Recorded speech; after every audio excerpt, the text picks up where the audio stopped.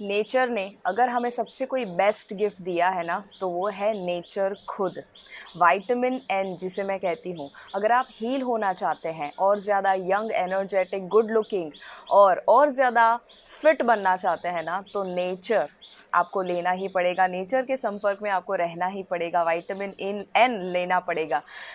Now see, जब भी मैं 1-to-1 कोचिंग करती हूँ या कोर्सेज लेती हूँ, ऑनलाइन वर्कशॉप्स लेती हूँ, उस वक्त जब भी मैं किसी से बात करती हूँ ना, मुझे हमेशा ये फीलिंग आता है कि वो इंसान अपने आप से कम कनेक्टेड है।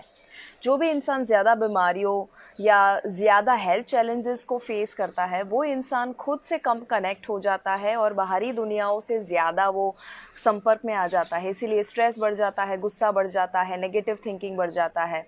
बट हम एक टूल का इस्तेमाल नहीं करते हैं जो नेचर ने हमें बहुत ही फ्री में दे दिया है, और वो है नेचर।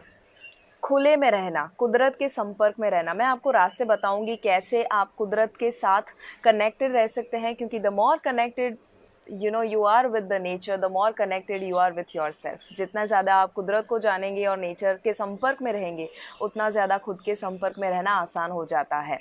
आपको पता है जापानीज, ये कल्चर में है ना, एक शिनरिन योकू करके एक सिंपल सा थेरापेटिक प्रैक्टिस है कि जो एज अ थेरेपी नेचर में लोगों को रखा जाता है कि जो लोग बीमार होते हैं, और वो सरप्राइजिंगली जैसे ही नेचर के संपर्क में आते हैं, धीरे धीरे हील होना और ज़्यादा उनका हीलिंग जो है वो फास्ट एंड इफ़ेक्टिव हो जाता है।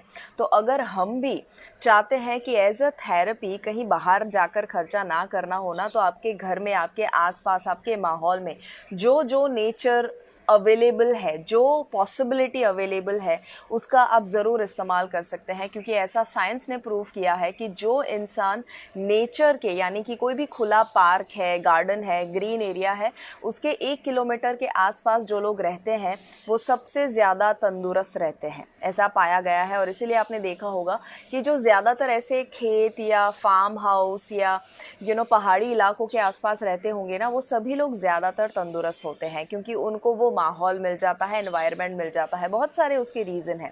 सबसे पहला तो जब आप नेचर के करीब रहेंगे, आपका स्पिरिचुअल कनेक्शन बेटर होने ही वाला है, क्योंकि नेचर एक स्पिरिचुअल टीचर है। मैं ऐसा मानती हूँ, it is the best spiritual teacher. वो आपको सिखाता है कुदरत के कुछ नियम, वो आपको हमेशा कुदरत के, भगवान के करीब ही रखेगा। इसीलिए लोगों को एक सर्टेन उम्र के बाद नेचर में रहना ज़्यादा पसंद होता है। दूसरा, वो आपकी विजन को इम्प्रूव कर देता है, आँखों को इम्प्रूव कर देता है, क्योंकि मैंने एक वीडियो में भी बताया था पहले, जितना ज़्यादा आप ग्रीनरी देखेंगे, उतना ही ज़्यादा आप और अपनी आँखों को इम्प्रूव कर पाते हैं।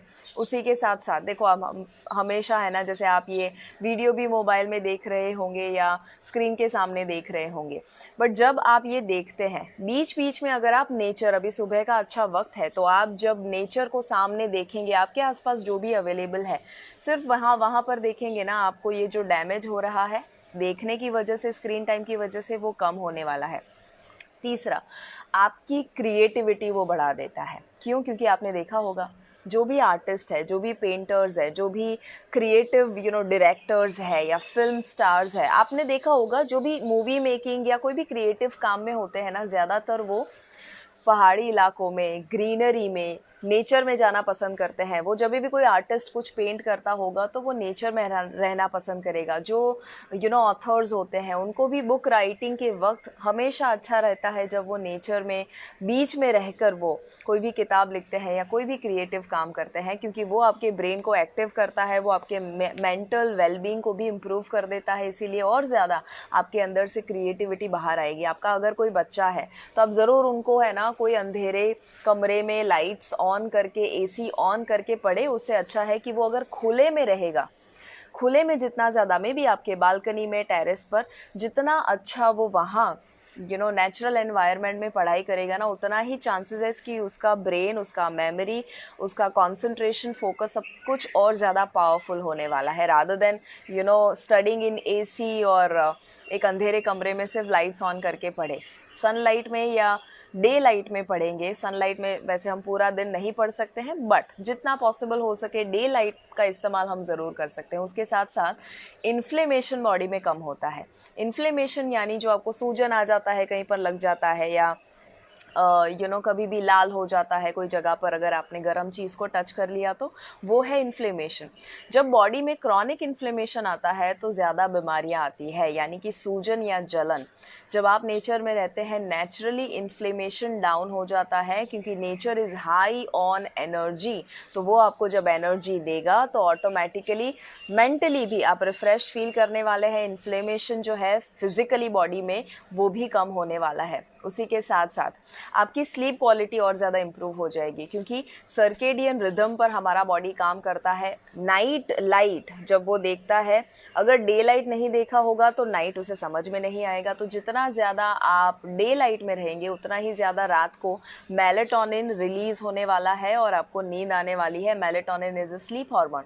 सो नेचर के संपर्क में रहेंगे, नींद की क्वालिटी और ज़्यादा इम्प्रूव होने वाली है। एंड उसके साथ साथ इम्यून सिस्टम आपका बहुत अच्छा हो जाएगा। Why? Because immunity is directly related with nature. आपने देखा होगा ज़्यादातर जो गांव में ज़्यादातर जो नेचर के संपर्क में रहते हैं उनकी इम्यूनिटी नेचुरली हाई होती है। क्यों? क्योंकि nature is high on energy. Nature आपको हर वक्त जो है वो पॉजिटिव एनर्जी देते ही रहता है। तो आप जितना ज़्यादा नेचर के संपर्क में रहेंगे, एसी में रहेंगे, उतना आपकी इम्यूनिटी डाउन रहेगी। जितना ज़्यादा बंद कमरे में रहेंगे इम्यूनिटी डाउन होगी। तो बाहर जाइए, खुले को एंजॉय कीजिए, हवा को एंजॉय कीजिए, सूर्य प्रकाश को, डे लाइट को एंजॉय कीजिए।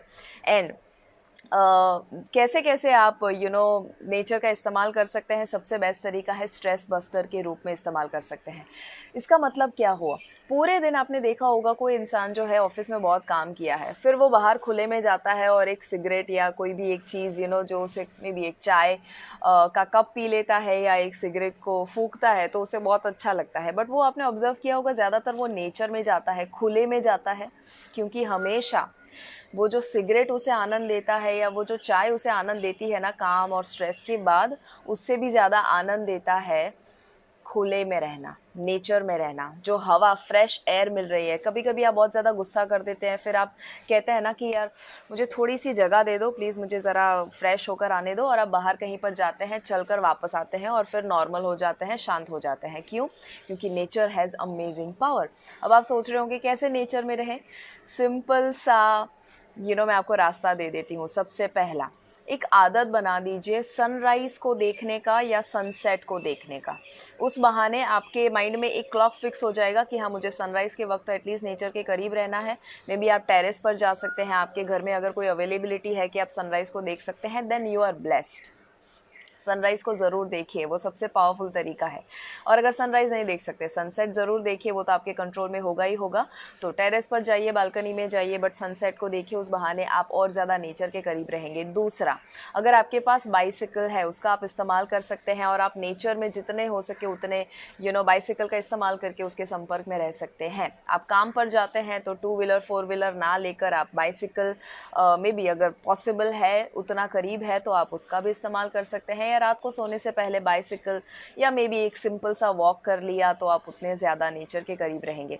और एक रास्ता है, हमेशा बाहर खेलने की आदत रखिए। Play outside with your family. कैसे? मे बी पहले के ज़माने में हम बैडमिंटन खेला करते थे, या उससे भी पहले कुछ ऐसी गेम्स खेला करते थे, हॉप स्कॉच जैसे है।